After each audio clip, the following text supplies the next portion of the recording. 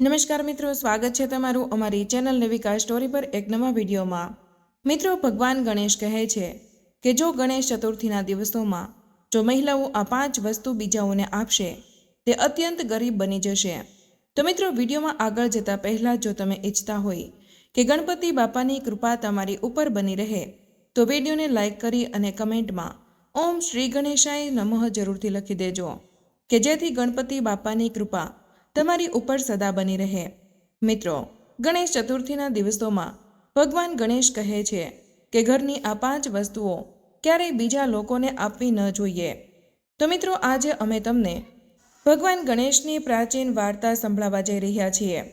તો મિત્રો, આ વાર્તાના માધ્યમથી તમને ખબર પડી શકે છે કે ગણેશ ચતુર્થીના દિવસોમાં એટલે કે ગણપતિજીના આ 10 દિવસોમાં સ્ત્રીઓએ ઘરની આટલી વસ્તુ કોઈ બીજાને આપવી ન જોઈએ। જો તે આવું કરે છે તો તેના ઘરમાં બહુ જ ગરીબી આવી શકે છે અને લક્ષ્મી છે તેનું ઘર છોડીને જતી રહે છે। આથી જ મિત્રો, આ વાર્તાને ધ્યાનથી સાંભળજો અને આ વિડીયોને આખો જોવા વિનંતી। કારણ કે મિત્રો, જો તમે આ વિડીયોને અધૂરો છોડી દેશો તો તમે આ વાર્તાનું મહત્ત્વ નહીં જાણી શકો અને તમે ગરીબ બનતા જશો। તો મિત્રો, આ વાર્તામાં આગળ વધીએ। મિત્રો, બહુ જ પ્રાચીન સમયની એક વાત છે। મગધ દેશમાં એક અત્યંત ધનવાન નગરી હતી। તે નગરીમાં એક સુકન્યા નામની સ્ત્રી તેના સાસુ સસરા સાથે રહેતી હતી। મિત્રો, આ સુકન્યા છે એ એક પ્રકારની પતિવ્રતા સ્ત્રી હતી કે જે સત્ય ધર્મનું પાલન બહુ જ કરતી હતી। તેને ક્યારેય કોઈ ખોટું કામ નહોતું કર્યું। તે હંમેશા બધા જ લોકોની મદદ કરતી હતી। સુકન્યાનો પતિ છે એક બહુ જ મોટો વેપારી હતો। તે બજારમાં લોકોને સારી એવી જરૂરિયાતની વસ્તુઓ વેચતો હતો। સુકન્યા તેના પતિને બહુ જ પ્રેમ કરતી હતી। એ તેના પતિને પરમેશ્વર માનીને જ તેની સેવા કરતી હતી। સુકન્યા સવારમાં બહુ જ વહેલા ઉઠીને પોતાનું ઘર સાફ કરતી હતી અને પછી ઘરની સજાવટ કરીને ઘરનું ધ્યાન રાખતી હતી।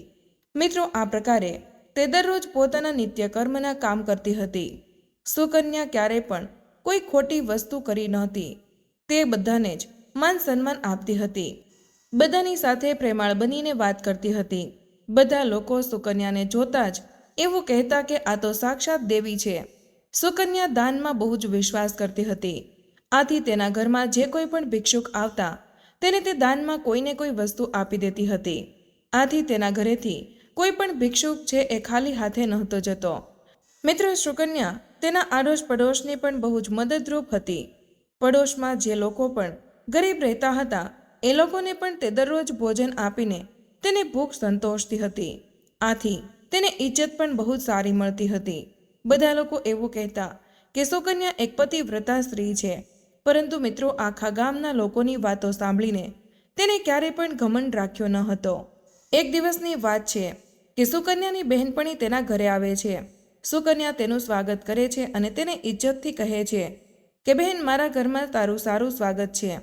તારે મારા ઘરમાં આવવાનું કેમ થયું? સુકન્યાની બહેનપણી તેને કહે છે કે સુકન્યા બહેન, આજે મારા ઘરે બહુ બધા મહેમાન આવેલા છે। હું તેના માટે જમવાનું બનાવું છું, એટલા માટે હું તારી પાસે વેલણ અને તાવડી લેવા આવી છું। જો તું મને આટલી વસ્તુ આપી દઈશ તો તારી બહુ મહેરબાની રહેશે। તો સુકન્યા તેને કહે છે કે અરે બહેન, એમાં ક્યાં મોટી વાત છે, હમણાં હું તને આપી દઉં છું। પછી મિત્રો, સુકન્યા છે એ પોતાના રસોડામાં જઈને વેલણ અને તાવડી લઈ અને પાટલો લઈને તેની બહેનપણીને આપે છે। તો તે બહેનપણી છે એ સુકન્યાને કહે છે કે બહેન, તારો ખૂબ ખૂબ આભાર, આજે તે મારું કામ સફળ કરી દીધું છે। સુકન્યા કહે છે કે બહેન, ચિંતાની કોઈ વાત નથી, તું બિંદાસ આ બધી વસ્તુ લઈ જા। પછી તેની બહેનપણી છે એ આટલી વસ્તુ લઈને તેના ઘરે જતી રહે છે। થોડા સમય પછી બીજી પણ એક સ્ત્રી એ સુકન્યાના ઘરમાં આવી। સુકન્યા તેનું પણ એવી જ રીતે સ્વાગત કરે છે અને તેને કહે છે કે આવો, મારા ઘરે તમારે કેમ આવવું પડ્યું? તને કઈ વસ્તુ જોઈએ છે? હું તને મદદ કરવામાં ક્યારેય પાછળ નહીં રહું।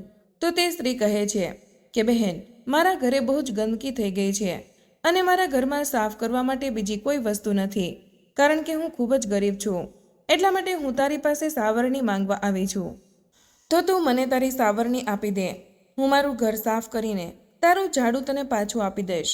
આથી સુકન્યા કંઈ પણ વિચાર કર્યા વગર ઝાડુ તેને આપી દે છે અને કહે છે કે અરે બહેન, બસ આટલી જ વાત, તને સાવરણી જોઈએ છે એમાં શું થવાનું?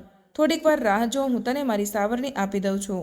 આટલું બોલીને સુકન્યા પોતાના ઘરમાં જાય છે અને ઝાડુ લઈને પેલી સ્ત્રીને આપી દે છે. પછી થોડીવાર પછી બીજી પણ એક સ્ત્રી સુકન્યાના ઘરમાં આવે છે. આથી સુકન્યા બધી સ્ત્રીઓની જેમ આને પણ સ્વાગત કરે છે અને તેને પણ પોતાના ઘરમાં આવવાનું કારણ પૂછે છે અને કહે છે કે તને કઈ વસ્તુ જોઈએ છે? તો તે સ્ત્રી કહે છે કે હે સુકન્યા બહેન, તું બહુ જ દયાળુ છે. તું આખા ગામની મદદ આવી રીતે જ કરે છે. ગામમાં મેં તારા વખાણ બહુ જ સાંભળ્યા છે અને તું બહુ બધાની મદદ સારી રીતે કરે છે. એટલા માટે જ હું તારી પાસે આવી છું. મારે એક ખાલી નાની એવી મદદની જરૂર છે. તો સુકન્યા કહે છે કે હું તારી મદદ કરીશ. તું બોલ, તારે શું જોઈએ છે? તો તે સ્ત્રી કહે છે કે સુકન્યા બહેન, આજે મારી દીકરીને જોવા માટે સામેવાળા લોકો આવી રહ્યા છે. આથી મારી પાસે મારી દીકરીને પહેરાવવા માટે કોઈ બીજું ઘરેણું નથી. પહેરાવવા માટે સારા એવા કપડાં પણ નથી. આથી તું મને થોડા ઘરેણાં અને કપડાં ઉછીના આપી દે. જ્યારે આ બધું કામ પતી જશે ત્યારે હું તને આ બધી જ વસ્તુ પાછી આપી દઈશ. પરંતુ તું મને અત્યારે મહેરબાની કરીને આ બધી વસ્તુ આપી દે કે જેથી કરીને હું મારી દીકરીની લાજ રાખી શકું. તો તે સ્ત્રીની વાત સાંભળીને સુકન્યા કહે છે કે બસ આટલી વાતમાં તું શા માટે ચિંતા કરે છે? હું તને આ બધી વસ્તુ આપીશ. તું ચિંતા ન કર. તારી પુત્રી છે એ મારી નાની બહેન જેવી જ છે, એટલે હું તેની મદદ કરવા માટે જરૂર તત્પર રહીશ. આથી સુકન્યા છે એ સ્ત્રીને ઘરેણાં અને થોડાક કપડાં આપે છે. આથી જ મિત્રો તે પડોશણ છે એ પણ પ્રસન્ન થઈને સુકન્યાના કપડાં અને ઘરેણાં લઈને ઘરે જાય છે. પછી જ્યારે સાંજ પડે છે ત્યારે બીજી પણ કોઈક સ્ત્રી તેના ઘરમાં આવે છે. સુકન્યા તેને પણ પ્રેમથી બોલાવે છે અને તેનું સ્વાગત કરે છે. તેને પણ કહે છે કે બોલો, આજે તમારે કઈ વસ્તુની જરૂર પડી છે?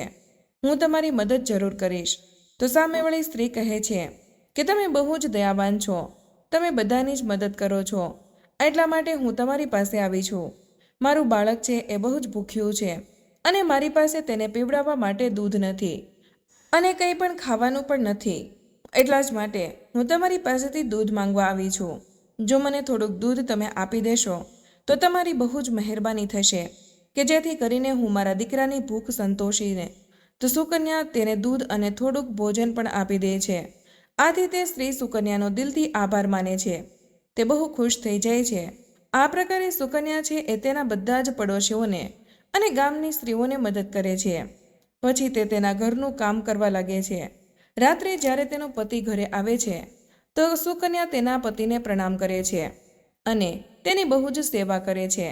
રાત્રે તે બંને સાથે સૂઈ જાય છે. પછી બીજા દિવસે તે જાગે છે તો તેને બહુ જ ખરાબ સમાચાર પ્રાપ્ત થાય છે. એક માણસ છે એ દોડતો દોડતો સુકન્યાના ઘરે આવે છે અને સુકન્યાના પતિને એવી વાત કરે છે કે હે ભાઈ, કાલે રાત્રે કોઈએ તમારી દુકાન લૂંટી લીધી છે. તમારી દુકાનમાંથી બધી જ વસ્તુ ગાયબ થઈ ગઈ છે. આથી સુકન્યાનો પતિ છે એ બહુ ડરી જાય છે અને સીધો તે દુકાન પર જાય છે. ત્યાં જુએ છે તો તેનો બધો જ સામાન છે એ કોઈ લૂંટીને જતું રહ્યું છે. એ જુએ છે કે તેની દુકાનમાં કંઈ પણ વસ્તુ બચી ન હતી અને બધા જ પૈસા છે એ કોઈ ચોરી ગયું હતું. આથી તે દુઃખી થઈને ઘરે આવે છે અને તેની પત્ની સુકન્યાને આખી વાત જણાવે છે. આ વાત સાંભળીને સુકન્યા પણ ખૂબ જ દુઃખી થઈ જાય છે. એ તેને કહે છે કે તમે ચિંતા ન કરો. આપણા ઘરમાં બીજી ઘણી બધી વસ્તુઓ હજી બાકી છે કે જેનાથી તમે ફરીથી તમારો ધંધો ચાલુ કરી શકો છો. પછી સુકન્યા તેને તિજોરીમાં જઈને જુએ છે તો તે પણ સાવ ખાલી હોય છે. તેની અંદરથી પણ બધું ધન છે એ ચોરી થઈ ગયું હતું. આ જોઈને સુકન્યા પણ ખૂબ જ દુઃખી થઈ જાય છે. તેને ખબર નહોતી પડતી કે આ બધું કઈ રીતે બની શકે. સુકન્યાનો પતિ છે એ તેની ઉપર બહુ જ ગુસ્સે થાય છે અને તેને એમ કહે છે કે સુકન્યા, તું મને સાચું બોલી દે. આપણા ઘરની અંદર મૂકેલું બધું ધન છે એ ક્યાં ગયું છે? તો સુકન્યા તેના પતિને જવાબ આપે છે કે અરે, હું તો ઘરે જ હતી. બધું જ આપણે તિજોરીમાં જ હતું, પરંતુ મને ખબર નહીં અત્યારે તે ક્યાં ગાયબ થઈ ગયું. કોઈ ચોરી ગયું છે. આથી તમે કૃપા કરીને અત્યારે શાંત થઈ જાઓ. આપણે કોઈ ઉપાય જરૂર શોધીશું. સુકન્યાનો પતિ તેને કહે છે કે તું જે બીજા લોકોને ઘરે બોલાવીને ભોજન આપે છે અને તેને બધી વસ્તુઓ જેમ ફાવે તેમ આપી દે છે, આ બધી જ વસ્તુઓ એને જ લઈ લીધી હશે. આથી થોડીક વાર પછી સુકન્યાની સાસુ પણ તેની પાસે આવે છે અને તેને જેમ ફાવે તેમ બોલે છે. ઘરના બધા જ લોકો સુકન્યાને ગમે તેમ બોલવા લાગે છે. આથી સુકન્યા પણ હવે બહુ જ દુઃખી થઈ જાય છે. સુકન્યા તેના પતિને કહે છે કે હે સ્વામી, મેં મારા કેટલાક ઘરેણાં આપણી પડોશીને આપ્યા છે. હું તેની પાસેથી લઈને પાછી આવું છું. પછી તે સુકન્યાથી ગરીબ પાડોશીના ઘરે જાય છે અને ત્યાં જુએ છે તો તેના ઘર ઉપર કોઈ ન હતું. તે સ્ત્રી પણ ઘર છોડીને સુકન્યાના ઘરેણાં અને કપડાં લઈને ભાગી ગઈ હતી. આથી સુકન્યા પણ દુઃખી થઈને ઘરે પાછી આવી અને તેના પતિને બધી જ વાત જણાવી. સુકન્યાની વાત સાંભળીને તેનો પતિ ખૂબ જ ગુસ્સે થઈ ગયો અને સુકન્યાને અપશબ્દો બોલવા લાગ્યો. સુકન્યાનો પતિ તેને કહે છે કે તારામાં બુદ્ધિ જ નથી. તે બધી વસ્તુ ગામને આપી એટલે જ આપણી બધી વસ્તુ જતી રહી છે. તે ઘરની એવી વસ્તુ બીજાને ઉધાર આપી દીધી કે જેના લીધે આપણા ઘરમાં ગરીબી આવી છે. હવેથી તું ઘરને છોડીને જતી રહે. તો સુકન્યા તેને કહે છે કે હે સ્વામી, તમારી સિવાય મારું આ દુનિયામાં કોઈ નથી. આથી તમે મારી સાથે આવું ન કરો. મારાથી બહુ મોટી ભૂલ થઈ ગઈ છે. તો સુકન્યાનો પતિ કોઈ વાત માનતો નથી અને તેને બહાર કાઢી મૂકે છે. સુકન્યા તેના પતિને બહુ મનાવે છે પરંતુ તે માનતો નથી. પછી સુકન્યા છે એ ભગવાન ગણેશજીના મંદિરમાં જાય છે અને કહે છે કે હે ગણપતિ બાપા, મેં એવું કયું પાપ કર્યું છે કે જેના લીધે મારી આવી હાલત થઈ જાય છે. સુકન્યા છે એ ગણપતિ બાપાને એવી પ્રાર્થના કરે છે કે ભગવાન ગણેશ, હું તો તમારી પૂજા કરતી હતી પરંતુ તેમ છતાં મારી આવી હાલત શા માટે થઈ ગઈ? મેં એવો કયો ગુનો કર્યો છે કે જેના લીધે તમે મારાથી રિસાઈ ગયા છો? હું તો તમારી ઉપર ખૂબ જ વિશ્વાસ કરતી હતી. ત્યાર પછી સુકન્યા ત્યાં બેસીને વિચારે છે કે જો મારો પતિ છે એ મને પાછી નહીં રાખે તો હું જીવીને શું કરીશ? જો મારા કારણે મારા પતિની આવી દુર્દશા થઈ છે તો મારે જીવવાનો કોઈ મતલબ નથી. આટલું વિચારીને સુકન્યા છે એ તેનો જીવ આપવા માટે નદીમાં જાય છે. નદી પાસે જઈને સુકન્યા છે એ ગણપતિ દાદાને પ્રાર્થના કરે છે કે હે ભગવાન ગણેશ, મારો જીવ હવે હું આપી દઉં છું. જો મારાથી કોઈ તમારી પૂજામાં ખામી રહી ગઈ હોય તો મને માફ કરી દેજો. હું મારા પતિ વગર હવે જીવી નહીં શકું. એટલા માટે હવે હું આ નદીમાં કૂદીને મારો જીવ આપી દઉં છું. આટલું બોલીને સુકન્યા છે એ નદીમાં કૂદવા જવાની હતી ત્યાં તરત જ સાક્ષાત ભગવાન ગણેશ પ્રગટ થઈ જાય છે. ભગવાન ગણેશ સુકન્યાને કહે છે કે સુકન્યા, તું રોકાઈ જા. આ તું શું કરવા જઈ રહી હતી? તો સુકન્યા છે એ પોતાની આંખ ખોલીને જોવે છે તો સાક્ષાત ભગવાન ગણેશ તેમની સામે ઊભા હોય છે. આથી સુકન્યા ભગવાન ગણેશના દર્શન કરીને ખૂબ જ ખુશ થાય છે અને તે ભગવાન ગણેશને નમસ્કાર કરતા કહે છે કે હે ગણપતિ બાપા, મને માફ કરી દેજો. હું બહુ જ મોટું પાપ કરવા જઈ રહી હતી. તો ભગવાન ગણેશ કહે છે કે હે સુકન્યા, મનુષ્યએ સ્વયં પોતાનો જીવ આપવો ન જોઈએ. આ બહુ મોટું પાપ માનવામાં આવે છે. ઈશ્વરે આપણને જે શરીર આપેલું છે તેને આવી રીતે આપણે વેડફવું જોઈએ નહીં. તો સુકન્યા કહે છે કે ગણપતિ બાપા, હું લાચાર છું. મારા પતિએ મને છોડી દીધી છે અને મારા ઘરની આવી હાલત થઈ ગઈ છે. તો હવે એક સ્ત્રીએ પણ તેના પતિને છોડીને ન રહેવું જોઈએ. આથી હવે હું મારા પતિ વગર જીવિત નહીં રહી શકું. હું આ જ કારણથી મારો જીવ આપવા જઈ રહી હતી. તો ભગવાન ગણેશ કહે છે કે હે સુકન્યા, બધી જ વસ્તુ હું જાણું છું અને એ વસ્તુ પણ જાણું છું કે તારા પતિએ તો તને શા માટે છોડી દીધી છે.